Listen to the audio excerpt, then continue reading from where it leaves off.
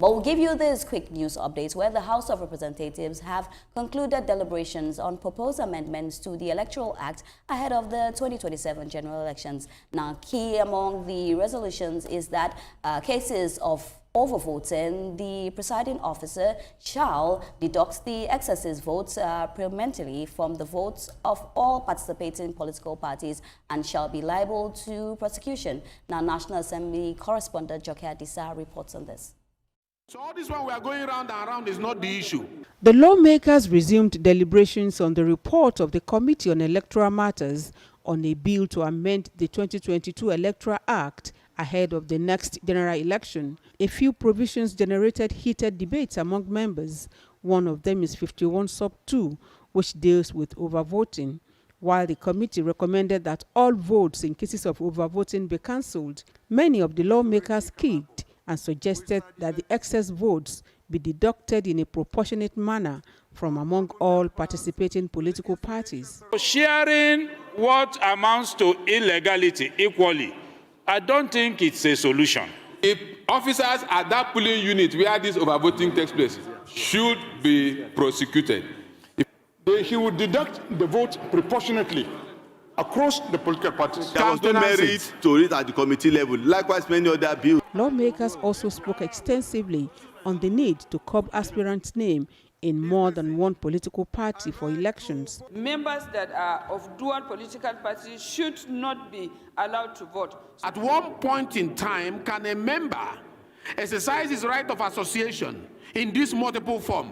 In provisions 89 sub 4, the committee recommended a 2-year jail term for any person who financially or materially induces a delegate for the purpose of influencing the outcome of party primaries, congresses and conventions, but lawmakers rejected it and the House expunged the provisions. My dear honorable colleagues, the committee briefs parliamentary reporters on the successful consideration of the bill.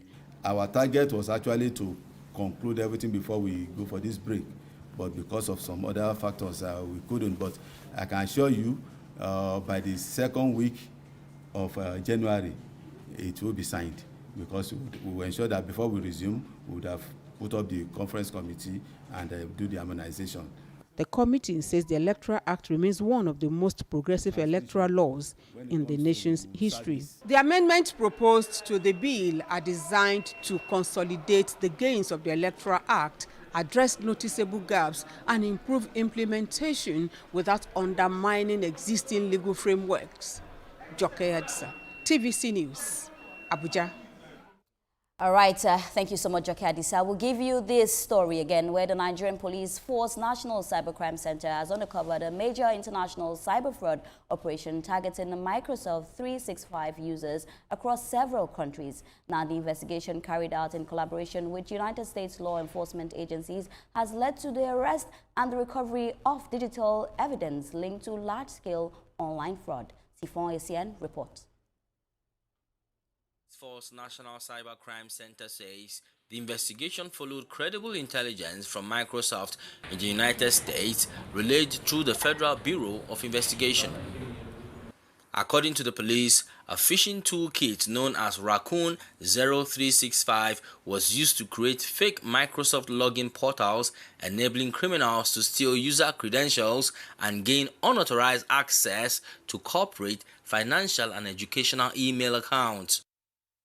Blockchain analysis further traced cryptocurrency wallets used in the operation to some wallets with the linked KYC information, identifying Okitipi Samuel as the sole beneficiary. Evidence shows that the phishing links he generated facilitated multiple unauthorized intrusions into Microsoft 365 accounts across several jurisdictions, resulting in business email compromise, financial losses, and the exposure of sensitive information. The police say the attacks, which occurred between January and September 2025, led to business email compromise, internal phishing, data breaches, and financial losses in several countries. A joint operation involving the Nigeria Police Force, Microsoft, the FBI, and the United States Secret Service was subsequently launched. We have our laws here. We have the Cybercrimes Act here. And if you commit an offense here, yes, we can prosecute you and you can be convicted here. Yes, I know there are special cases where, based on international cooperation, the country might request. Yes, if that request comes, why not? We would follow due process. If it qualifies for repatriation, we would. He says operational teams were then deployed to Lagos and Edo states, leading to the arrest of 3 suspects between September and October. A prima facie case has been established against the principal suspect, who will be charged under the Cyber Crimes Act 2024. Sifon Asian, TVC News, Abuja.